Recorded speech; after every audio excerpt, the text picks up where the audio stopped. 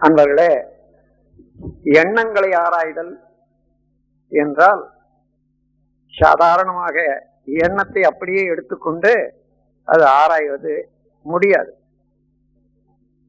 நான் யார் என்றே வினவ நல்லுடலும் உயிரறிவு நல்லிணைப்பாய் கூடிய ஒரு மாற்றமுடனே ஒலிக்கும். ஊன்குடலே வாகனமாம் உள்ளியக்க ஆற்றலுயிர் வான் கடந்த மெய்ப்பொருளே வாலறிவாம் அதுவே நான் என்று பேரின்ப கழிப்பு என்ற ஒரு வரிசையில எடுத்து விளக்கியிருக்க. அந்த முறையில உடலை, உயிரை, உயிருக்குள் அடங்கி இருந்து அணு அளவிலேயும் அகண்டாகாரமாக பிரபஞ்ச அளவிலேயும் விரிந்து சுருங்கி இயங்கிக் கொண்டிருக்கக்கூடிய அறிவையும், இந்த மூன்றையும் இந்த முப்பொருளுக்குள்ள தொடர்புகளையும் விளங்கி கொண்டால்தான் எண்ணம் ஆராய்தல் என்ற தத்துவம் நன்றாக விளங்கும். உடலை பற்றி உங்களுக்கு தெரியும். பல கோடி செல்கள் இணைந்து ஒரு கூட்டாக இயங்கிக் கொண்டிருக்கிறது இந்த உடல். இந்த உடலுக்குள்ளாக உயிர் என்பது ஆற்றலாக விளங்கி கொண்டிருக்கிறது. அந்த உயிரை பற்றி சிறிது தெரிந்து கொள்வோம். மிக மிக நுண்ணிய ஆற்றல், அது ஆகாசம் என்றும் விண் என்றும் சொல்லப்படுவது, அதான் உயிர் எனப்படுவது. இந்த உடலுக்குள்ளாக எனர்ஜி பார்ட்டிகள் என்று சொல்கிறார்களே விஞ்ஞானிகள், அதுதான் இங்கே உயிர் எனப்படுகிறது. பருப்பொருள், நீர் பொருள், வெப்பம், காற்று, உயிர் என்று எடுத்துக்கொண்டா கடைசியாக நுண்மையாக உள்ள ஒரு தத்துவம் தான் உயிர். அந்த உயிர் மிக மிக சிறிய, பிரபஞ்சத்திலேயே ஒரு சிறிய பொருள் என்று சொன்னால் உயிர் தான். அந்த உயிர் என்ற ஒரு ஆற்றல் தன்னைத்தானே விரைவாக சுற்றி இயங்கிக் கொண்டே இருக்கும் போது தன்னிலே இருந்து ஒரு விரிவு அலை எப்பொழுதும் வீசிக்கொண்டிருக்கும். அந்த விரிவு அலையினுடைய ஒரு திணிவு, சம் டோட்டல், அதுதான் ஜீவகாந்தம் எனப்படுகிறது.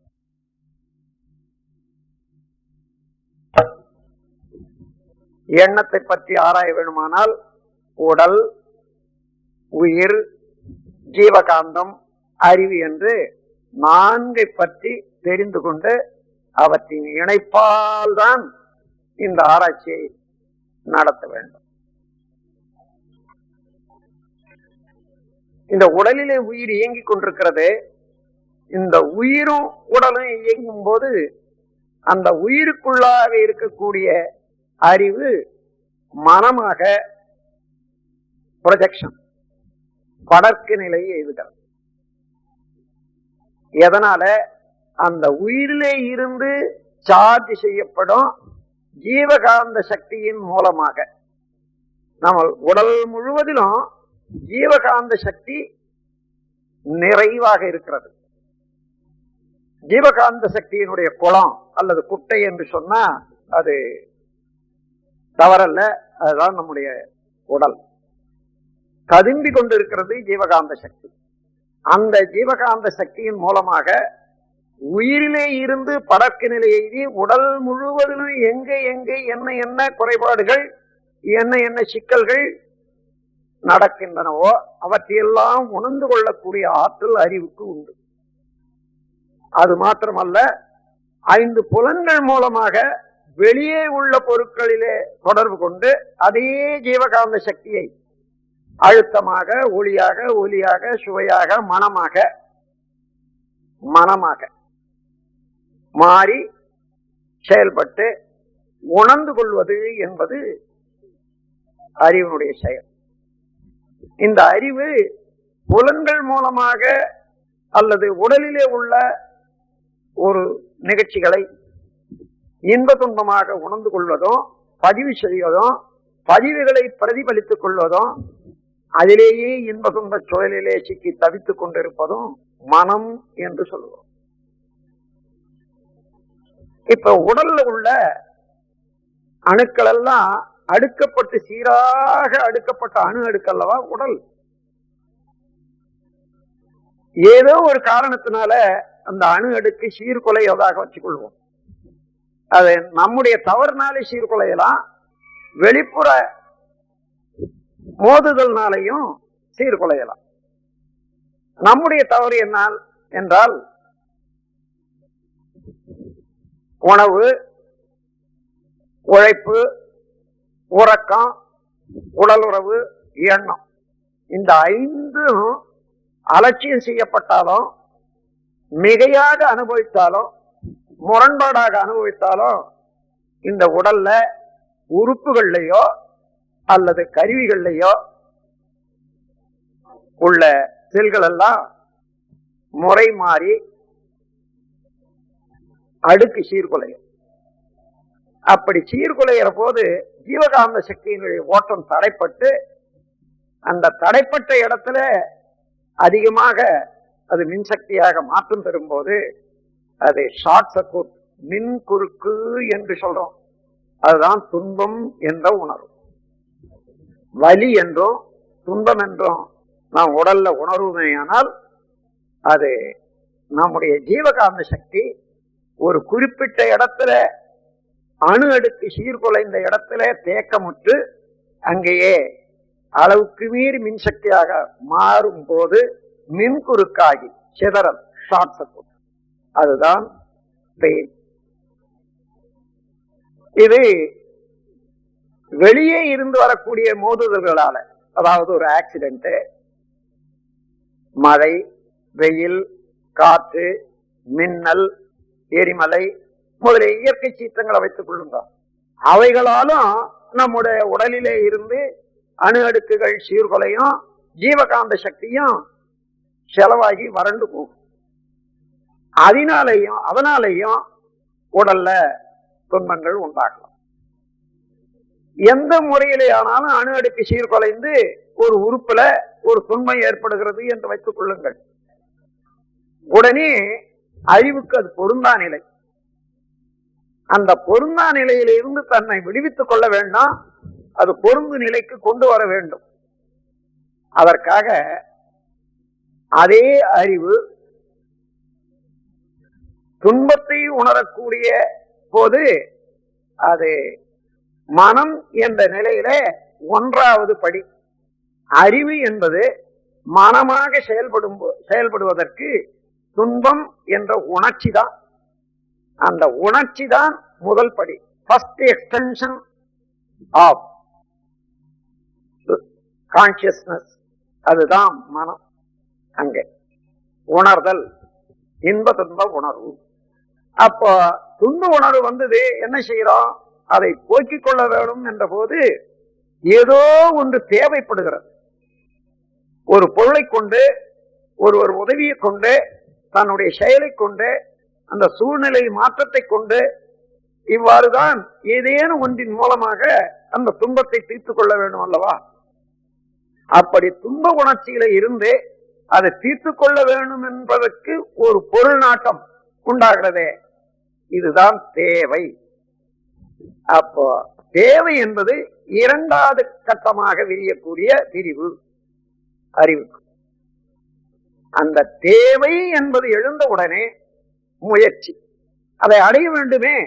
அதற்கு அடுத்த கட்டமாக அறிவாற்றல் உடல்ல உள்ள சக்தியை சேர்த்துக் கொண்டு முயற்சியாக எழுச்சி பெறுகிறது. முயற்சி அடுத்து செயல், கையாட்டணுமா, காலாட்டணுமா, நடக்கணுமா அல்லது எடுக்கணுமா, இப்படியெல்லாம் ஒரு செயல் உண்டாகும். அந்த செயலில இருந்து ஒரு விளைவு, துன்பங்கள் போகலாம் அல்லது குறையலாம் அல்லது அதிகரிக்கலாம், செயலுக்கு ஏற்ப. இது விளைவு. அந்த விளைவுல இருந்து அனுபவம், அதை இன்பமாகவோ துன்பமாகவோ அமைதியாகவோ தீர்க்கக்கூடிய ஒரு அனுபவம். அனுபவம் பின்னர் அனுபவமாக மாறுகிறது. எந்த இன்பத்தையோ துன்பத்தையோ நாம் தொடர்ந்து அனுபவித்துக் கொண்டு இருக்கும் போது அந்த நேரத்தியது அனுபவம். ஆனால் நேற்று அடைந்த இன்ப துன்பத்தை இன்று நினைந்து பார்க்கிறோம். அவ்வாறு என்றுமே பதிந்த பதிவை நினைந்து பார்க்கிறோம் என்று சொன்னால் அது அனுபவம். அந்த அனுபவத்தை ஒட்டி ஆராய்ச்சி. மீண்டும் ஒரு சமயம் ஏற்படுற போது அதை எவ்வாறு நாம் அந்த பொருளோடு தொடர்பு கொள்ள வேண்டும், எந்த அளவிலே எந்த முறையிலே என்ற போது அது ஆராய்ச்சி. அந்த ஆராய்ச்சியில இருந்து ஒரு தெளிவு பிறக்கிறது, இவ்வாறுதான் செய்ய வேண்டும் என்று. கடைசியாக ஒரு முடிவு. இந்த 10 கட்ட எழுச்சியும் அறிவின் எழுச்சி படிப்படையாக 1 முதல் 10 வரையில எழுச்சி பெற்று இயங்குகின்றது அல்லவா. இந்த 10 கட்ட எழுச்சி நிலைகளையும் ஒன்று சேர்ந்துதான் மனம் என்று கூறுகிறோம். உணர்ச்சி, தேவை, முயற்சி, செயல், விளைவு, அனுபவம், அனுபவம், ஆராய்ச்சி, தெளிவு, முடிவு. Feelings, need, zeal, action, result, enjoyment, experience, research, realization, conclusion. ஆக இந்த 10 கட்ட படித்தளமும் அறிவினுடைய படித்தளங்கள் 10 கட்டமும் சேர்ந்த ஒரு தொகுப்பு சொல் மனம். அப்போ மனம் என்றால் வேறொன்றும் இல்லை, உயிரின் படர்க்க நிலை. அதாவது உயிர் என்பது அறிவை அடக்கமாக கொண்ட ஒரு நிலையம். ஆகவே மனம் என்பது உயிரின் படர்க்க நிலை. இப்போ இந்த உடல் இயங்கிக் கொண்டே இருக்கிற போது தானாக இயற்கையாக 3 உணர்ச்சிகள் இயற்கையாக இருக்கின்றன. பசி உணரும், வெப்பதட்ட ஏற்றத்தாழ்வு உணரும், உடல் கழிவு பொருட்களின் உந்து வேக உணரும். இது எல்லா உயிர்களுக்கும் உண்டு. ஏனென்றால் இந்த உடலிலே இருக்கக்கூடிய சில பல அணுக்கள் உதிர்ந்து போவதனால பூமியினுடைய மைய ஈர்ப்பின் காரணமாக, அதே போன்று உலக சுழற்சியினால உயிர் ஆற்றல் பிரிக்கப்பட்டு சிறிது எப்பொழுதும் வெளியேறிக்கொண்டே இருப்பதனால பசி என்பது உண்டாகும். அங்கே காலியான இடங்களெல்லாம் அதற்கு வேண்டிய பொருளை ஈர்க்கும் போது உடல் முழுவதும் உள்ள ஈர்ப்பு சக்தி குடலிலே வந்து தாக்கும் போது, இறப்பையிலே வந்து தாக்கும் போது பசியாக இருக்கிறது. அந்த பசி அதே போல நம்முடைய உடல் நடைபெறுவதற்கு 98.6 என்ற ஒரு வெப்பநிலை தேவையாக இருக்கிறது.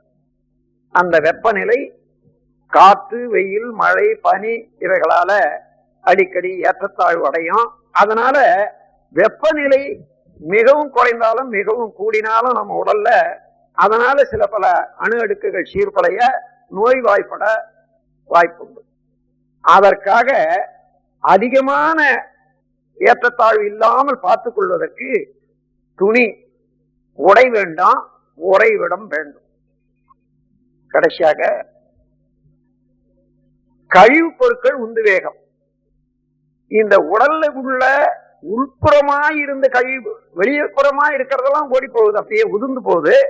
ஆனா உட்புறமாக இருக்கிற உதிர்வெல்லாம் சேர்த்து அங்கங்கே பள்ளத்துல சேர்ந்து மலமாக, மூத்திரமாக, எச்சிலாக, இன்னும் மற்ற பொருளாக வெளிவர வேண்டியிருக்கு. அப்படி வெளிவரும் போது அங்க இருக்கக்கூடிய உந்து வேக உணர்ச்சி அதை காலத்தோடு கழிக்காவிட்டால் ஒவ்வொரு பைக்கும் தாங்கி சக்தி ஒரு அளவுதான் இருக்கிறது. அந்த தாங்கி சக்திக்கு மேலாக சேர்ந்து அந்த உணர்ச்சி அதிகமானால் துன்பமாக மாறிவிடும். ஆகவே இயற்கையிலேயே நமக்கு துன்ப உணர்வுகள் 3: பசி, வெப்பதட்ட ஏற்றத்தாழ்வு, உடல் கழிவு பொருட்கள் உந்து வேகம். இவைகள் சிறிது நேர அளவுக்கு மேல மீறிவிட்டால், காலத்தோடு அதை நிறைவு செய்யாவிட்டால் துன்ப உணர்வு உண்டாகும். அப்படி ஏதேனும் ஒரு வகையிலே துன்ப உணர்வு உண்டாச்சுன்னு வச்சுங்க, பசி என்று வைத்துக் கொள்வோம். பசி எடுத்தது, என்ன செய்தோம்? சாப்பாடு சாப்பிட்டோம். என்ன சாப்பிட்டோம்? சோறு சாப்பிட்டோம். எங்க? வீட்டுல. யார் கொடுத்தது? அம்மா கொடுத்தார்கள் என்று வைத்துக் கொள்வோம். இன்று பசி எடுத்தது, இவ்வளவும் அந்த பசி சரிப்படுத்துவதற்காக இத்தனை செயல்கள் செய்தோம். பசி எடுத்தது, அதை தொடர்ந்து நாம் பொருள் தேடியது, இந்த 10 கட்டமான செயல்களும் அது நடந்து விட்டது. ஒரு முடிவு வந்து விட்டோம். பசி எடுத்தால் உணவு உண்டுதான் சரி செய்ய வேண்டும் என்ற முடிவு வரைக்கும் வந்தாச்சு. மீண்டும் இன்று பசி எடுக்கிறது, நாளைக்கு பசி எடுக்கிறது. என்ன? பசி எடுத்த உடனே நேற்று எதை கொண்டு பசி தீர்த்தோம்? உணவை கொண்டு. அந்த உணவு என்ன, எங்கே, யார் அளித்தது, எப்படி உண்டோம், அவ்வளவும் அந்த எண்ணமாக வருகிறது அல்லவா? இதுதான் எண்ணங்கள். எண்ணங்கள் என்பது சும்மா வருவதில்லை. ஏற்கனவே ஒரு தடவை அது செயல்பட்ட ஒரு முறையில ஒரு கோடு விழுந்து போயிருக்கிறது. அந்த கோட்டின் மூலமாகவே நாம் உயிராற்றல் செல்லும் போது எந்த செயல் செய்து அந்த கோடுகள் அந்த பதிவுகள் ஏற்பட்டனவோ அதே பதிவு பிரதிபலிக்கிறது. அதுதான் எண்ணம். அத உதாரணமா சொல்ல போனா, நம்ம உடல்ல உயிர் இருக்கிறது. உயிர்ல இருந்து ஜீவகாந்த சக்தி எப்பொழுதும் உற்பத்தி ஆகிக்கொண்டே இருக்கிறது. அது இருப்பு ஒண்ணு இருக்கும். ஒரு மணிக்கு ஒரு 10 யூனிட் சார்ஜ் இருக்கிறதுன்னு வச்சுங்க. உடலும் மனமும் செயல்பட்டா 10.25 யூனிட் செலவாகிறதுன்னு வச்சுக்கோ. ஆனால் உடலும் மனமும் சரியாக நடைபெறுவதற்கு 100 யூனிட் அழுத்தம் இருந்தால்தான் உடலும் நடைபெறும், உள்ளமும் மனமும் நடைபெறும். அப்போ இப்போ ஒரு செயல் செய்றீங்க. அந்த செயல் செய்யும் போது அல்லது எண்ணும் போது என்ன ஆகிறது? அந்த எண்ணும் போது எந்த ஒரு பொருளை பற்றி ஒரு உருவம் எடுக்கிறோம், ஒரு செயலை பற்றி நினைக்கிறோம், அந்த காட்சிக்கு நம்முடைய உயிராற்றல் அழுத்தமாக, ஒளியாக, சுவையாக, மனமாக அந்தந்த காட்சிக்கு தக்கவாறு வடிவம் எடுக்கிறோம் அல்லவா? அதற்கு எந்த அளவிலே நம்முடைய ஜீவகாந்த சக்தி அழுத்தமா, ஒளியா, சுவையா, மனமாக மாறி அந்த வடிவமோ அந்த பொருளாகவோ மாறியதோ அதை மாற்றி தருவதற்கு எத்தனை கோடி செல்கள், உடலிலே உள்ள செல்கள் செயல்பட்டன, மூளையிலே உள்ள செல்கள் செயல்பட்டது என்பதை பொறுத்து இந்த உடலிலே ஒரு ஓட்டத்தில், ஜீவகாந்த சக்தி ஓட்டத்தில அதை செயல்பட்ட போது எத்தனை அணுக்கள் கூடி அணு அடுக்காக ஒரு கோர்வையாகி அந்த செயல் நடைபெற்றதோ அதுதான் படி. அது மீண்டும் நாம் ஒன்றுமே செய்யவில்லை என்று வைத்துக் கொள்ளுங்கள். ஆனால் உடலிலே உள்ள ஜீவகாந்த சக்தி செயல்பட்டுத்தான் ஆகணும். நாம் ஒன்றுமே செய்யவில்லை. ஆனால் அந்த நேரத்துல அந்த ஜீவகாந்த சக்தியானது எந்த வழியிலே நேற்று ஓட்டப்பட்டதோ, பல தடவை ஓட்டப்பட்டதோ, அந்த சமயத்தில் உள்ள அழுத்தத்துக்கு பொருத்தமான முறையில அதே வழியே ஓடும். தானாக அந்த எண்ணம், அந்த செயலார்வம் உண்டாகும். ஆக நாம் ஒவ்வொரு எண்ணமும் ஒவ்வொரு செயலும் செய்யும் போது, செயல் என்ற போது கருவிகளை கொண்டு செய்யறோம். எண்ணம் என்ற போது புலன்கள் மூலமாகவோ அல்லது மூளையின் மூலமாகவோ அந்த காட்சிகளை இமேஜ் என்று சொல்லுவோம், வடிவமாகவோ குணமாகவும் மாறுகிறோம். இவ்வாறு எந்த செயல் செய்தாலும் நம்ம உடல்ல உள்ள செல்கள், மூளையில உள்ள செல்கள், இந்த இரண்டையும் இணைத்து செயலாற்ற வல்ல ஜீவகாந்த சக்தி அவ்வளவு செயல்படுது. அந்த செயல்களை எல்லாம் உயிராற்றல் என்ற கம்ப்யூட்டர்ல அவ்வளவு நெகட்டிவ் போல, போட்டோவில் நெகட்டிவ் போல பதிந்து இருக்கிறார். மீண்டும் அந்த உயிராற்றல் இருந்து நம்ம சக்தி சார்ஜ் ஆயிட்டே இருக்கிற போது வெளியே வந்துதானே ஆகணும். அது சார்ஜ் ஆகிற போது என்ன பதிவுகள் உண்டோ அந்த நிலைமைக்கு ஏற்ப அத்தனை கோடி செல்களை இணைத்துக் கொண்டு அதே எண்ணம், அதே செயலார்வம் உண்டாகும். இதுதான் பதிவுகளும் பிரதிபலிப்பும். ஆகவே இதுவரையில நம்முடைய எண்ணங்கள்ல 6 அடிப்படையை வைத்துத்தான் நம்முடைய எண்ணங்கள் இப்பொழுது ஒவ்வொரு எண்ணம் உண்டாகிறது என்றால் 6 வகையில ஒன்றாகத்தான் இருக்கணும். அந்த 6 வகை என்ன? தேவையினுடைய அடிப்படையில எண்ணங்கள் எழலாம், செயல் மலரலாம். பழக்கத்தினுடைய அடிப்படையில உந்துதல்னால எண்ணம் எழலாம், செயல் மலரலாம். சூழ்நிலை அமைப்பின் காரணமாக ஒரு எண்ணம் எழலாம், செயலாக மலரலாம். பிறர் எண்ண தூண்டுதல்னால நமக்கு ஒரு எண்ணம் எழலாம், செயலாக மலரலாம். கருவமைப்பிலே பதிந்த பதிவுகள் காரணமாக பெற்றோர்கள், அவர்களை பெற்றோர்கள், அம்மாதிரி பரிணாமத்தினால வந்த எத்தனையோ ஜீவன்களை எல்லாம் தாண்டி இந்த உடலை எடுத்திருக்கிறோமே, அவைகள்ல உள்ள பதிவுகள் எல்லாம் கருத்தொடராக வந்த பதிவுகள் இந்த உடல்லையும் இருக்கிறது. ஆகவே அது காலத்தால் அவ்வப்போது எண்ணங்களாக செயல்களாக மலரலாம். டிவைன், அதாவது இயற்கை என்பது ஆதி நிலையில இருந்து அணுவாகி, அணுக்கள் கூடி பஞ்சபூதங்களாகி, பிரபஞ்சமாகி, ஓரறிவு முதல் கொண்டு 6 அறிவு வரையில மனிதனாகி வந்த ஒரு பரிணாமத்துல அவ்வப்போது ஏற்பட்ட செயல்கள்ல, விளக்கங்கள்ல வந்த ஒரு அறிவு இருக்கிறதே, அது இறைநிலையை நாடியே உயர்ந்து கொண்டே இருக்கிற போது தானாகவே சிந்தனை உயர்ந்து இன்னென்ன இடம் போகணும், நான் ஏன் வந்தேன், என்னை பற்றி தெரிந்து கொள்ள வேண்டும், யாரு, இந்த உலகம் எது, இந்த உலகத்தை இவ்வளவு ஒழுங்காக நிர்வாகம் செய்து கொள்ளக்கூடிய சக்தி எது என்ற எண்ணங்கள் எல்லாம் வரும்போது இதுதான் டிவைன், அதாவது தெய்வீகம். ஆக 6 அடிப்படையில நமது எண்ணங்கள் எழலாம். பழக்கம், தேவை, சூழ்நிலை, பிறர் எண்ண தூண்டுதல், கருவமைப்பு, தெய்வீகம். இந்த எந்த இடத்துல இருந்து, எந்த அடிப்படையில இருந்து ஒரு எண்ணம் எழுந்தாலும் நாம் என்ன செய்ய வேண்டும்?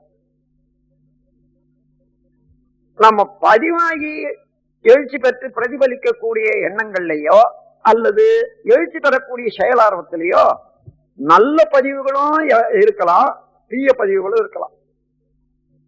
ஆன்மீக துறையில உள்ளவர்களுடைய ஒரு நோக்கம் என்ன? தீய பதிவுகளை கழித்து நல்ல பதிவுகளையே வளர்த்து கொண்டு நாம் முழுமை பெற வேண்டும். தீய பதிவுகள் துன்பத்தை தருவன. அந்த துன்பம் நான் எந்த நோக்கத்தோடு பிறவி எடுத்தமோ அதை அடைய ஒட்டாது தடை செய்வது, தாமதிப்பது. ஆகையினால அது நட்டம். அதற்காக துன்பத்துக்குரிய செயல்களை செய்யாமல் இருக்க வேண்டுமானால் அந்த தீய பதிவுகளை விலக்கிக் கொள்ள வேண்டும். 3 வயதில் இருந்து இன்று வரையில நீங்கள் செய்த செயல்கள் அத்தனையும் ஒவ்வொன்றாக நினைத்து பார்க்கும் போது அதன் பதிவுக்கு உள்ள அழுத்தத்தின் அளவுக்கு ஏற்ப ஒவ்வொன்றாக நமக்கு இப்போ நினைவுக்கு வரும்.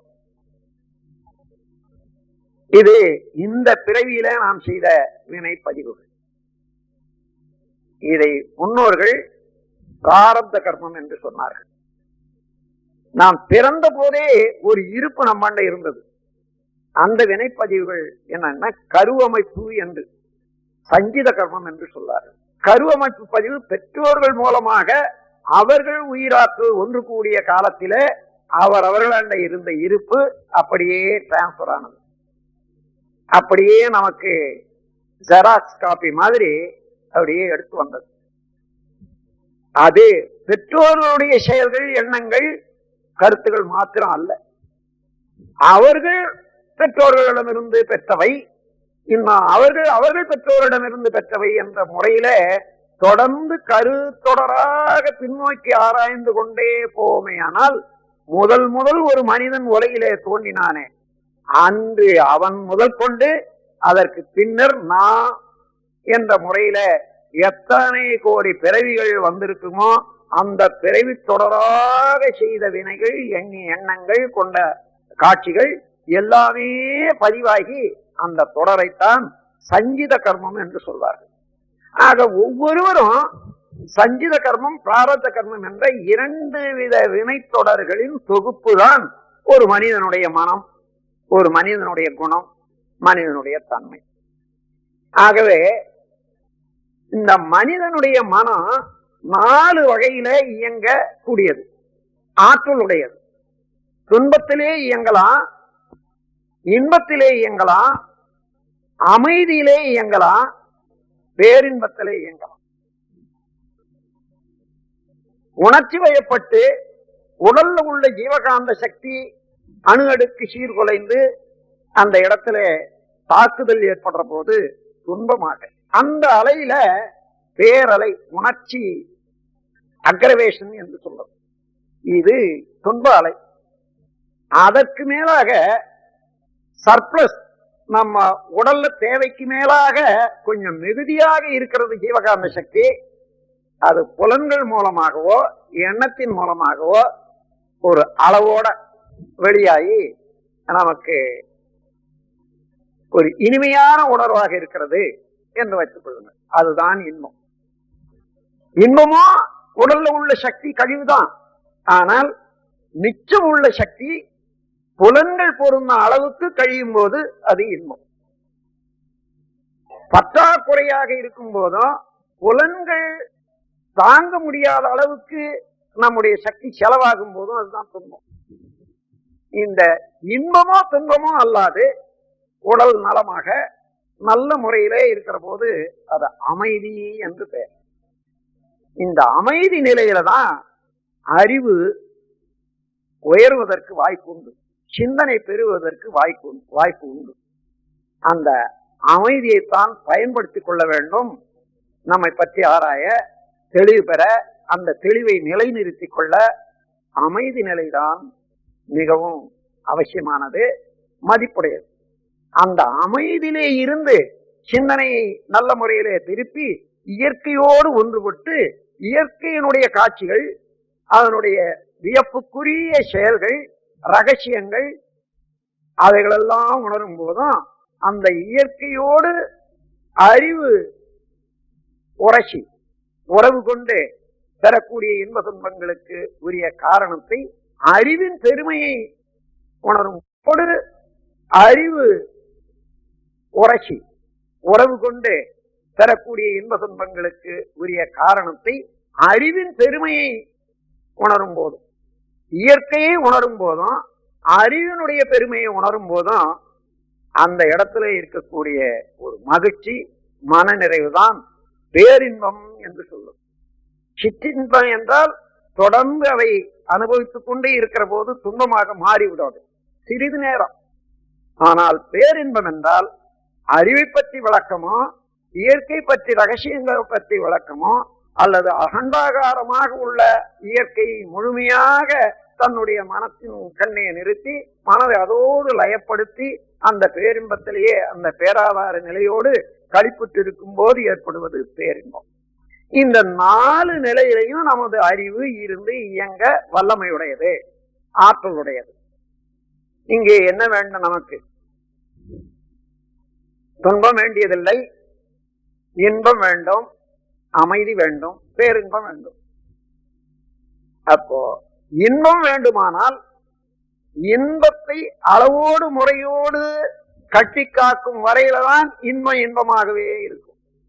எந்த இடத்திலே இன்பம் கொஞ்சம் மீறுகிறதோ உடனே துன்பமாக மாறி. நாவிலே நல்ல சுவையை உண்டு கொண்டிருக்கின்றீர்கள், நாவின் மூலமாக இனிப்பு நன்றாக இருக்கிறது, பாதம் அல்வா சாப்பிட்டு கொண்டே இருக்கிற போது போதும், இதுக்கு மேல நாக்கு எரிகிறது என்று சொல்றோம். காரணம், அந்த இன்பம் அளவுக்கு மீறும் போது துன்பமாக மாறிவிடுது. காரணம், இன்பத்தை தூக்கக்கூடிய நாக்கு, அந்த நாவிலே உள்ள செல்கள், மாலிகுலர் ஸ்ட்ரக்சர், அதை ஜீவகாந்த சக்தி மாற்றம் செய்யும் போது, அளவுக்கு மீறி மாற்றம் செய்யும் போது அது சிதைந்து விடுகிறது.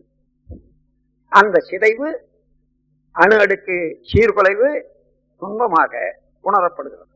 எனவே இன்பம் இன்பமாகவே இருக்க வேண்டுமானால் அளவு வேண்டும், முறையும் வேண்டும். எந்த இடத்திலே இன்பத்தின் அளவு முறை மாறுகின்றதோ அந்த இடத்திலே அது துன்பமாக மாறிவிடும். இந்த உண்மையை உணராமல் போனால் இன்பத்தையே அனுபவிக்க முடியாது, இன்பத்தை பாதுகாக்க முடியாது. இன்பதுண்மை என்பதென்ன, இவை இரண்டு எங்கிருந்து தோன்றுகின்றது என்று ஆராய்ந்தேன். இன்பமே இயற்கையிலே என்றும் எங்கும் எங்கும் நிறைவாயுள்ளது அனுபவத்துக்கு. இன்பத்தின் அளவு முறை மாறும்போது ஏற்படும் ஓர் பொருத்தமிலா உணர்ச்சியேதான் இன்பத்தின் மறுபெயரான் துன்பமாயும் இரண்டின் அறிவின் அலைகளாயும் கண்டேன் என்று என்னுடைய ஆராய்ச்சியில ஞானம் வாழ்வு என்ற நூலில கொடுத்திருக்கேன். இன்ப துன்ப உணர்வை பற்றி இந்த கவி கூட நீங்கள் நினைவு கொள்ள வேண்டும். அதனால அந்த இன்பம் எப்பொழுது வேணுமானாலும் அதை அளவோடு வைத்துக் கொள்ளும் போதுதான் இன்பமாக இருக்கும். அதன் பிறகு அமைதி, இன்பம் துன்பம் இல்லாமல் அமைதியாக இருக்கிற போது இப்பொழுது அந்த அமைதியை அனுபவிக்க, அதனுடைய மதிப்புணர்ந்து அனுபவிக்க எத்தனை பேர் நாம் தெரிந்து கொண்டிருக்கிறோம். எந்த வேலையும் இல்லை, நல்லா இருக்கிற உடம்பு, உட்கார்ந்து இருக்கிறோம், அட என்னடா இது போர் அடிக்குது, அங்க போலாம் இங்க போலாம் அல்லது சினிமாவுக்கு போலாம் என்று மனம் தூண்டப்பட்டு அந்த நமக்கு கிடைத்த அமைதி என்ற ஒரு காலத்தை, ஒரு நேரத்தை உதைத்து தள்ளி விடுகிறோம். அந்த நேரத்தை பயன்படுத்துவதற்கு, ஏனென்றால் அமைதியினுடைய பெருமை தெரியவில்லை, அமைதி எந்த அளவுக்கு நமக்கு அறிவை மேம்படுத்த வல்லது என்பது தெரியாதனால அமைதியை துய்க்கவே நம்மால முடியறதில்லை, அதுக்கு பழகிக்கொள்ளவே இல்லை. அதனால அந்த அமைதியை துய்க்க பழகிக்கொள்ள வேண்டும். எப்பொழுது எப்பொழுது அமைதி கிடைத்தாலும் அந்த அமைதியிலே அறிவை பற்றி, இந்த பிரபஞ்சத்தை பற்றி, ஒவ்வொரு பொருளும் எவ்வளவு சிறப்பாக இயங்கிக் கொண்டு இருக்கின்றது இந்த உலகில என்ற ஒரு வியப்புறு இயற்கையினுடைய ஆற்றலை பற்றி, இயல் ஊக்கங்களை பற்றி இப்படியெல்லாம் சிந்திக்க ஆரம்பித்தால் தானாகவே அறிவு மேலும் மேலும் மேலும் மேலும் மேலும் உயர்ந்து உயர்ந்து விரிந்து விரிந்து அந்த பூரணமான எல்லையை அடைந்துவிடும். அப்படி அடையும் போது அந்த பூரணமே அறிவாக இருப்பதை அறிவு உணர்ந்து கொள்ளும் போதுதான் அறிவு, perfection of consciousness, enlightenment of consciousness என்று சொல்வது அந்த நிலையில தான்.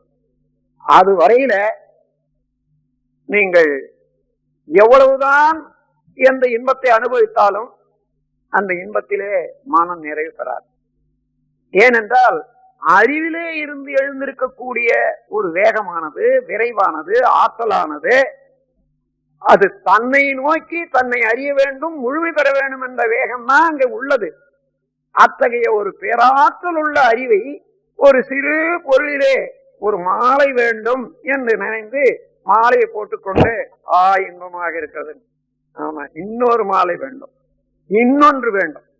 இந்த சிறு பொருட்களிலே நாம் அந்த அறிவை, பெரிய ஆற்றலுள்ள அறிவை செலுத்தும் போது முதல்ல இது போதும் என்று எண்ணி செய்வான். அதை அடைந்த பிறகு இன்னும் வேண்டும், இன்னும் வேண்டும் என்றால் என்ன, இதல்ல அது வேண்டியது என்று நன்றாக தெரிகிறது. இதற்காக அல்ல இந்த அறிவு இருக்கிறது, ஏதோ ஒரு பெரிய வேலை செய்வதற்கு, ஆற்றலை பெறுவதற்காக விரிய வேண்டிய அறிவை, அதாவது ஒரு அணைக்கட்டுல இருந்து வரக்கூடிய ஒரு வெள்ளத்தை ஒரு சின்ன குட்டைக்கு செலுத்துறோம்னு வச்சுங்க, எவ்வளவு நேரம் நிற்கும், உடனே அந்த குட்டை பீறிட்டு கொண்டு மேல இன்னொரு, ஆனால் அங்க போன பிறகுதான் நிலைக்கும். அதே போல இந்த அறிவானது தன்னை உணர்ந்து கொள்ளும் வரையிலே அதை நோக்கி விரிந்து கொண்டே இருக்கிறது.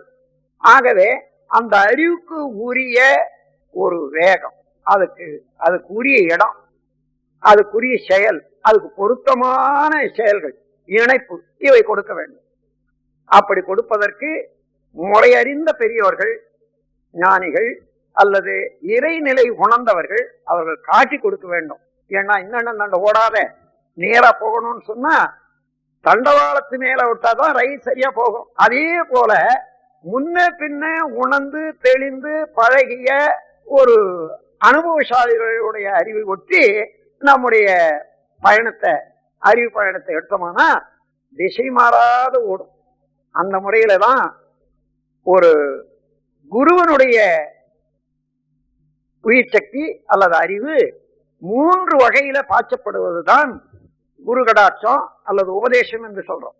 தொட்டு தன்னுடைய ஆற்றலை, சக்தியை பாய்ச்சி அதே நேரத்துல அந்த எண்ணங்களையும் கொடுக்கிறாங்க. இந்த ஜீவன் உய்ய வேண்டும், அது தொட்டு பாய்ச்சுவது. அடுத்தபடியாக கண் மூலமாக பாய்ச்சி இந்த ஜீவன் உய்ய வேண்டும் என்று துரியத்துக்கு கொண்டு போறாங்க.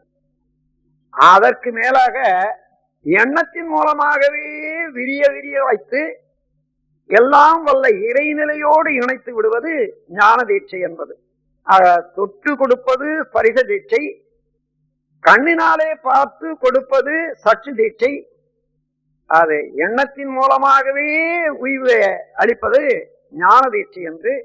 தொட்டு கொடுக்கும் தீட்சையை பறவை முட்டைய தொட்டு அவயம் காத்து குஞ்சு பொறிப்பது போல என்றும், கண் மூலமாக பார்த்து கொடுக்கக்கூடிய தீட்சை முறையை மீன் தன்னுடைய மின் ஆற்றலால சக்தியை பாய்ச்சி தன் முட்டைக்கு பாய்ச்சி குஞ்சு பொறிப்பது போல, ஆமை நினைவின் மூலமாகவே தன்னுடைய முட்டையை பொறிக்க விடுவது போலும் என்று கூறுவார்கள். எனவே இந்த 3 வகையிலையும் ஒன்றோ இரண்டோ மூன்றோ, 3 முறையில ஒன்றோ ரெண்டோ மூன்றோ சேர்ந்து இந்த வழி கண்டவர்கள் ஒருவரை வழி நடத்துவது நாள் வீணாகாம, நேரம் வீணாகாத, முயற்சி வீணாகாத, முறையாக பயின்ற வழியே தெளிந்த வழியே போவதற்கு வாய்ப்பு இருக்கும். அதைதான் உபதேசம் என்று சொல்லுகிறோம். அந்த அவர்கள் மூலமாக முதல்ல மனதை வழிப்படுத்திக் கொண்டு, அதன் பிறகு உடலை நெறிப்படுத்திக் கொண்டு, அந்த இரண்டையும் வைத்துக் கொண்டு என்ன செய்ய வேண்டும், இதுவரையில் ஏற்பட்ட பதிவுகளை போக்குவதற்கு என்னென்ன வழி, அந்த பதிவுகளை போக்குவதற்கு அதே பதிவுகளை உணர்ந்து திருத்திக் கொள்வதா அல்லது மேல் பதிவு செய்து கொள்வதா, எல்லாம் வல்ல இறைநிலையோடு இணைந்து தன்முனைப்பு ஒழித்து அவனாகி நின்று அடியோடு அழித்துக் கொள்வதா என்பதையெல்லாம் அவர் காட்டி கொடுக்க சுலபமான முறையில நாம் ஒவ்வொருவரும் உய்ய முடியும் என்பது தெளிவு. எனவே இந்த 5 வகையில எண்ணம் எழும். இவைகளை எப்படி கண்டுபிடிப்பது? ஒரு எண்ணம் எழுந்தது, சாப்பிட வேண்டும் என்று எண்ணினோம். இந்த எண்ணம் எந்த அடிப்படையிலே எழுந்தது என்று பார்க்கிறோம். அந்த நேரத்தில் பசி இருக்குமே, ஆனால் தேவையின் அடிப்படையில இந்த எண்ணம் எழுந்தது என்று தெரிந்து கொள்ளும். சாப்பிடணும் அந்த எண்ணம் வந்தது, ஆனா பசி இல்லை. எங்க இருந்தது அப்போ? அந்த அடிப்படை என்ன? கடிகாரத்தை பார்த்தோம், மணி 1 காட்டுது. தினந்தோறும் 1 காட்டினால் அந்த நேரத்தில் சாப்பிட்டு பழக்கம்.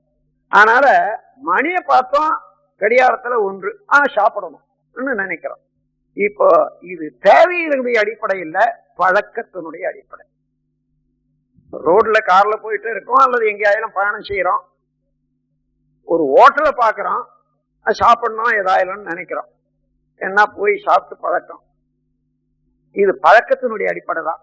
தேவையும் பழக்கமும் ரெண்டும் கூடியும் வரும். ஆனால் ஒரு இடத்தை பார்த்து அதற்காக சாப்பிடணும் என்று தோன்றினால் அது பழக்கத்தினுடைய அடிப்படை. அதன் பிறகு சூழ்நிலை. இப்ப எல்லாரும் இங்க வந்து நாம் உட்கார்ந்து ஆராய்ச்சி செய்து கொண்டிருக்கிறோம். புதிதாக ஒரு அன்பர் வர்றாரு, பார்க்கிறாரு, நாமும் ஏன் இந்த துறையில இறங்கக்கூடாது, இது நன்றாக இருக்கிறதே என்று எண்ணுகிறாரு என்று வைத்துக் கொள்ளுங்கள். இந்த எண்ணத்துக்கு என்ன தூண்டுதல்? சூழ்நிலை அமைப்பு. இந்த மாதிரி சூழ்நிலைகளால சில எண்ணங்கள் தோன்றலாம், செயல்கள் மலரலாம். பிற எண்ணம் தூண்டுதல்.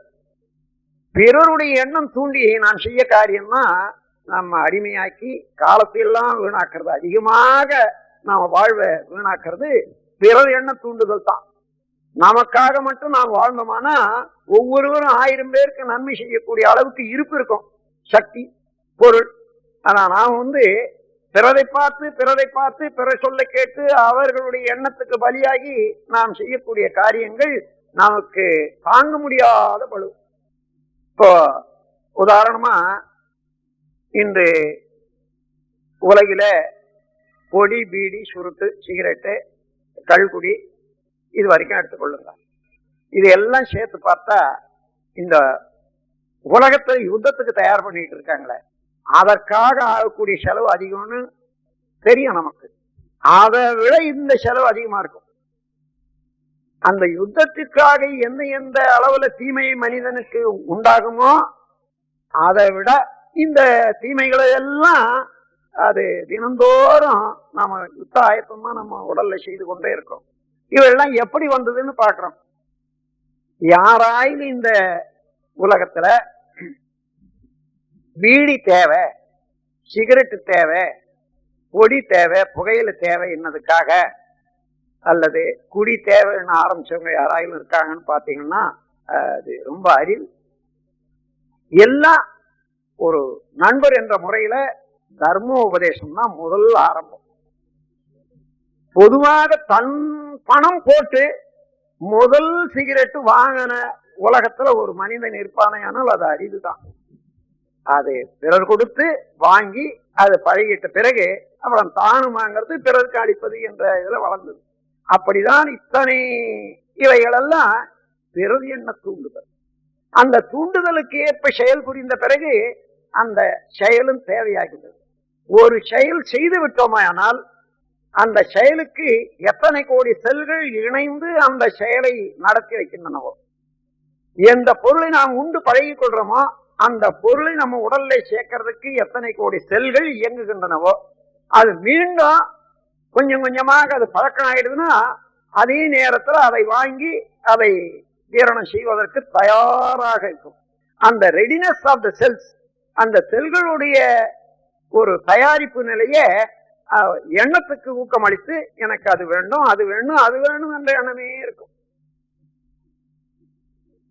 ஆகையினால இந்த பிறகு எண்ண தூண்டுதல் என்பது இருக்கிறத, அதுக்காக நாம பார்த்தோம்னா இன்னைக்கு நாம் செய்யக்கூடிய காரியங்கள்ல எத்தனை பொருள் நமக்கு அவசியமான பொருட்கள், எவ்வளவு செயல்கள் நமக்கு அவசியமான செயல்கள் என்று பார்த்தோம்னா எத்தனையோ செயல்கள் அனாவசியமாக பிறரை பார்த்து பழகிக்கொண்டு பிறர் எண்ண தூண்டுதல்னால ஏற்படுத்தி கொண்டு மீண்டும் அது ஒரு பழக்கமாகி அந்த பழக்கத்துக்கு அடிமையாகி இருக்கக்கூடிய நிலைதான் மனிதனிடம் இன்று உள்ளது.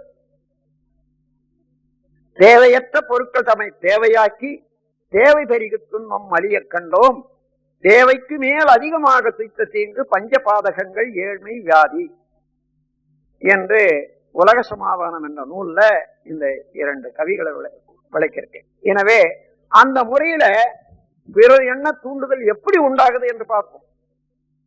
இந்த பிரபஞ்சத்துல சிறு பரமாணு முதல் கொண்டு எல்லா பொருட்களுமே தன்னிடம் இருந்து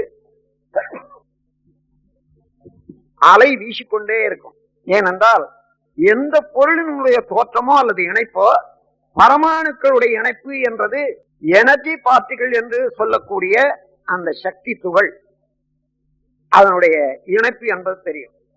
அந்த ஒவ்வொரு துகளும் தன்னைத்தானே விரைவாக சுற்றி கொண்டிருப்பதனால அதனால் ஆக்கப்பட்ட எந்த பொருளும் சுழண்டு கொண்டுதான் இருக்கும், அலை வீசி கொண்டுதான் இருக்கும்.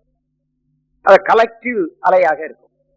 ஆகவே ஒவ்வொரு பொருளும் அதனுடைய சுழற்சிக்கு ஏற்ப அதாவது மோதுதல், தன்னுடைய ஆற்றலை இன்னொன்றின் மேல மோதுதல், அந்த அலை திரும்பி பிரதிபலித்தல், சிதறுதல், ஊடுருவி பாய்தல், இரண்டிடையே ஓடிக்கொண்டிருத்தல் என்ற முறையில அலைக்கு 5 வகையான இயக்கங்கள் உள்ளன. மோதுதல், பிரதிபலித்தல், சிதறுதல், ஊடுருவி பாய்தல், இரண்டிடையே ஓடுதல்.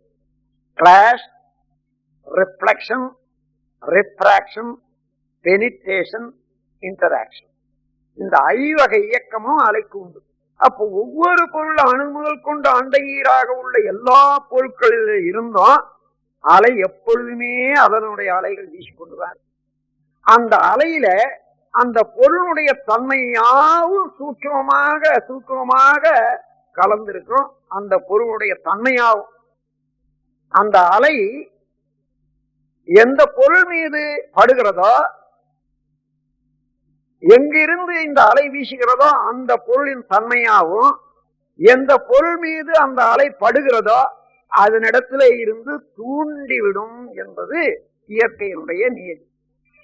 ஆகவே ஒரு மனிதன் இந்த மாதிரி என்று ஒரு எண்ணம் ஒருவரை பற்றி எண்ணினால், அவர் எனக்கு இதை செய்ய வேண்டும், அவர் இதை வாங்க வேண்டும் என்று எண்ணினால் அந்த எண்ணம் ஓரளவுல அங்க தாக்கி தன் எண்ணமாக மாறி அதை செய்ய வேண்டும் என்று எண்ணம் உண்டாகும். தான் அதற்கு முன்னதாக ஒரு திடமான தீர்மானம் இருந்தால ஒழிய, தெளிவு இருந்தால ஒழிய அந்த எண்ணத்துக்கு பலியாக வேண்டும். உதாரணமாக, நீங்க கடைக்கு போய் கொண்டிருக்கீங்க, ஏதோ வாங்கணும்னு போறீங்க. அங்க வழியில ஒரு மாம்பழம் வச்சுட்டு ஒரு கூடையில ஒரு மனிதன் விட்டு கொண்டிருக்கிறான். நீங்க போற போது நீங்க எத்தனையோ எண்ணங்கள்ல நீங்க போகலாம். அவன் உங்களை பார்த்த உடனே இந்த ஐயா வாங்குவார், மாம்பழம் வாங்குவாருன்னு நினைக்கிறான். அவன் யாரை பார்த்தாலும் அந்த மாதிரி பார்க்கிற போது ஒரு அளவுல அவனுக்கு இவர் வாங்குவார், இவர் வாங்குவார், இவர் வாங்க மாட்டார் என்று இப்படியே எண்ணிக்கொண்டிருப்பார். அந்த சமயத்துல அவனுடைய எண்ணம் வலுவாக இருந்து நம்முடைய எண்ணம் சோர்வாக இருக்குமே ஆனால் நேரடியாக அந்த எண்ணம் உட்புகுந்து பெனிட்ரேஷன், இன்டராக்ஷன் வர்ற போது நம்மிடம் அந்த எண்ணம் பாய்ந்த உடனே மாம்பழம் வாங்கணும் என்ற எண்ணமாக மாறி விடுகிறது. அதை பார்த்து விட்டோம், பழத்தை பார்த்தோம், ஆளை பார்த்தோம், அந்த எண்ணத்தை வாங்கி கொண்டோம், மாம்பழம் வாங்கணும்ன்ற எண்ணமாக மாறி விடுகிறது. அவன் எண்ணம் நம் எண்ணமாக மாறி விடுகிறது. உடனே விசாரிக்கிறோம், எப்படிப்பா வேலை எல்லாம் சொன்னா வாங்கிட்டோம். ஒரு டசனை வாங்கிட்டு வீட்டுக்கு போறோம். வழியிலையோ அல்லது வீட்டை போன பிறகோ பார்க்கிறோம், ஏற்கனவே இருக்கக்கூடிய பழம் கொஞ்சம் செலவில்லாத இருக்குது. குழந்தைகள் எல்லாம் ஊருக்கு போயிட்டாங்க. இன்னும் நாளைக்கு இன்னும் இருக்கக்கூடியவங்க ஒருத்தர் 2 பேர் கூட போவாங்க. இது யாரு சாப்பிடுறது? ஏன் இதை வாங்கினேன்? நான் வாங்கினது தப்பு. வாங்கினவனே நான் செய்த தவறு, ஏன் செய்தேன். அதே போல துணியை ஒண்ணு வாங்கிட்டு வந்துடுறீங்க. இது போல 5 சேலை அல்லது 5 ஷர்ட் இருக்குது எனக்கு ஏற்கனவே. அதுவே இன்னும் ஒரு 10 வருஷம் போகும், கிளியறதே இல்லை. இந்த காலத்துல வரக்கூடிய ஷர்ட்டு தோத்தி எல்லாம் இந்த நைலான் என்ற நிலை அதாவது செய்யறதுனால இப்போ வேற இதை வாங்கிட்டுனேன்னுட்டு வாங்கின பிறகு என்றோம். அது காரணம் என்ன? நம்முடைய சுய எண்ணம் அல்ல, சுய தேவை அல்ல. இன்னொருடைய எண்ணம், அவன் செய்தவன் இந்த அளவுல இந்த மாதிரி கவர்ச்சி செய்தால் மக்களை கவர்ந்து அவங்க வாங்குவாங்க என்று இந்த பேட்டர்ன் எல்லாம் அடிக்கடி மாத்தி மாத்தி மாத்தி அமைச்சிட்டே இருக்கான். அதை பார்த்த உடனே அந்த எண்ணப்பதிவு தூண்டுதல் பெற்று நான் வாங்கணும்னு எண்ணம். அவன் வாங்குவாங்கன்னு எண்ணி செய்தான். அதை பார்த்த உடனே அந்த எண்ண தூண்டுதல் நான் வாங்கணும்னு நினைக்கிறோம், வாங்கிடுறோம். வாங்கிவிட்ட பிறகு இது ஏன் வாங்கணும்னு நினைக்கிறோம். இந்த மாதிரி எண்ணங்கள் தான் பெருது எண்ண தூண்டுதல். அப்படி நாம் ஆராய்ச்சியோட திட்டமிட்டு நமக்கு என்ன வேண்டும் என்று கணித்து அதையே செய்ய பழகி கொண்டு படிப்படியாக விழிப்பு நிலையிலே வாழ பழகி கொண்டோமேனால் பிறகு என்ன தூண்டுதலுக்கு அடிமையாக வேண்டியதே இல்லை. அப்பொழுது என்ன இருக்கான், நம்முடைய வாழ்க்கையில நம்மிடம் உள்ள ஆற்றல்ல இன்றைக்கு எவ்வளவு வீணாக செலவழிதோ அதெல்லாம் நிச்சயமாயிடும். ஒரு மனிதனுடைய ஆற்றல் 100 பேருக்கு உதவி செய்யக்கூடிய நிலையில தான் இருக்குமே தவிர குறைபடாது. அத்தனையும் இழந்து விட்டு நாம் இன்னொருவர் என்ற கையை என்ற அளவுக்கு அவர் அதை செய்வாரா, இதை அவர் செய்வாரா ஏன் என்றோன்னு சொன்னா நம்முடைய ஆற்றல்கள் எல்லாம் வீணாக்கி விடும் காரணத்தினால. அதனால பிறர் எண்ண தூண்டுதல் தான் அதிகமாக. பெற்றேன் பல்பிறவி பிறர்க்கே உழைத்து ஏழையானேன் என்று ஒரு ஆழ்வார் வருந்தி பாடுறார். அந்த முறையில பிறர் எண்ண தூண்டுதல் அதோட கருவமைப்பு. ஒரு அன்பர், அவர் சாதாரண கிளாஸ் உத்தியோகத்தில் இருக்காரு, 500 ரூபா 600 ரூபா தான் சம்பளம். அவருக்கு அடிக்கடி இந்த ஊர்ல ஒரு பெரிய ஸ்கூல் கட்டணும், குழந்தைகளுக்கு ஹைஸ்கூல் கட்டணும்னு நினைக்கிறார். இந்த எண்ணம் அவருக்கு ஏன் வருது என்று பார்த்தா, அவங்க தந்தையார் அல்லது பாட்டனார் பல தடவை அந்த ஊருக்கு ஒரு பள்ளிக்கூடம் தேவை என்று எண்ணி எண்ணி எண்ணி எண்ணி அவர்கள் செய்ய முடியாத விட்டுட்டாங்க. அது அப்படியே அந்த பதிவு தொடர்ந்து வந்துட்டே இருக்குது. இவராண்டியும் அதே எண்ணம் உண்டாகும். ஒரு சமயம் அதுக்கு வேண்டி முயற்சியினால கட்டவும் படலாம், கட்டாமல் இருக்கலாம். அதை தெரிந்து கொண்டா இது என்னால செய்ய முடியுமா, முடியும் முடியாது, அல்லது முடியும் என்றால் செய்யலாம், முடியாது என்றால் விட்டு விடலாம் என்றால் அந்த எண்ணத்தினால அதிகமான பாதிக்கப்படாது. அல்லது அதையே எடுத்துக்கொண்டு செய்துத்தான் ஆகணும் என்ற போது தனக்கு முடியாத அளவுல முயல்ற போது அது பலு ஜாஸ்தியாகும், அதனால தொந்தரவும் ஆகும். இதெல்லாம் பெற்றோர்கள் மூலமாக வரக்கூடியது. உன்னை சொன்ன இன்னும் எத்தனையோ வகையான செயல்கள் பதிவுகள் எல்லாம் கூட காலத்தால நமக்கு எண்ணங்களாக செயலார்வமாக. அது உதாரணமாக கருவமைப்புல உள்ள பதிவுகள் எப்படி செயல்படுதுன்னு சொல்றேன். ஒரு விதை, விதை எடுத்துக்கொள்ளுங்க. அந்த விதையில மரமே இருக்கிறது, முழு மரம். ஆனா தெரியறதில்லை. விதை போடுறோம், முளைச்சி வருது. முதல்ல என்ன? தண்டு வருது. அந்த தண்டு வந்த பிறகு கொஞ்ச நாள் போன பிறகு பிரான்சஸ், கிளைகள், அப்புறம் இலை, பூ, காய், பழம் இதெல்லாம் வருது. ஒரு 3 ஆண்டு 4 ஆண்டு ஆகி போகுது அதுக்குள்ள. இதுவரையில இவ்வளவும் பூ, காய், பழம் எல்லாம் அதுக்குள்ள அடங்கிதான் இருந்தது. அதனுடைய வேகம் எல்லாம் அதுபோல நமக்கும் நம்முடைய கருவிலே வந்தது அவ்வளவு அடங்கிதான் இருக்கிறது. காலம் வரும்போது, சூழ்நிலை வரும்போது, அதை எண்ணுதற்குரிய எண்ண ஆற்றலும் வளர்ற போது தானாக அவ்வப்போது எவ்வாறு ஒரு மரத்துல காலத்தால அது பழமாகவோ காயாகவோ வர வேண்டியது இருக்கிறதோ அதே போன்று உள்ளடங்கியது வெளிப்படுவது போல நம் உடலிலே கருவமைப்பு பதிவாக இருப்பதும் காலத்தால எண்ணங்களாக செயலார்வமாக மலரும். அதன் பிறகு தெய்வீகம் இருந்து கொண்டே இருப்போம். இது ஏன் இந்த உடல் எடுத்தோம்? இதுல என்ன துன்பம் தான் ஜாஸ்தியா இருக்குது, இதை எப்படி போக்கிக் கொள்வது என்ற முறையில ஆன்மாவை பற்றியும் தெய்வ நிலையை பற்றியும் இயற்கையை பற்றியும் இயற்கை ரகசியங்களை பற்றியும் ஒரு எண்ணம் உண்டாகும். அது பல பிறவிகள் எடுத்து எடுத்து அனுபவிக்க வளர்ந்த அறிவானது இந்த விஸ்டம் என்று சொல்றமே, அந்த மாதிரி ஒரு பேரறிவாக மாறிக்கொண்டே வரும்போது, தானாக ஒரு நிலை வரும்போது இந்த எண்ணங்கள் உண்டாகும். இது தெய்வீகம். ஆக எந்த எண்ணம் இருந்தாலும், எந்த செயல் பதிவு இருந்தாலும் சரி, அந்த பதிவு செயலாகும் போது எண்ணத்தின் மூலமாகத்தான் வந்து செயலாகணும். ஆக எண்ணம் எழும்போது நாம் ஆராய்ந்தா இது எந்த மாதிரி பதிவிலிருந்து இது வருது, இந்த எண்ணத்துக்கு உருவமாக உள்ள செயலை செய்யலாமா வேண்டாமா, அப்படி செய்தால் என்ன விளையும், அந்த விளைவை ஏற்றுக்கொள்ள தயாரா என்று பார்ப்போமே. ஆனா பல எண்ணங்கள் நமக்கு தேவையில்லை, இனிமே அதை செய்யக்கூடாது என்று எண்ணுவோம். அப்படி சிந்திப்பதற்கு உரிய வாய்ப்பை எடுத்துக்கொள்வதற்கும் அதை உணர்ந்து அந்த சிந்தனையின் மதிப்பை உணர்ந்து கொள்வதற்கும் தான் எண்ணம் ஆராய்தல் என்ற பயிற்சி நமக்கு தேவை. ஒவ்வொரு எண்ணமும் எழும்போதே இது ஏன் எழுந்தது, இதை செய்து முடித்தால் என்ன விளையும், அதை நான் ஏற்றுக்கொள்ளவா, பிறருக்கு என்ன ஏற்படும், எனக்கு என்ன ஏற்படும், எப்படி செய்வது நல்ல எண்ணமாக இருந்தால் என்றெல்லாம் இது பழக பழக fraction of second அவ்வளவு வந்துடும். அதான் perspicacity என்று சொல்வது. அதாவது quick insight of the mind, connecting past experience, present circumstances and future results, and also connecting the society and law of nature together.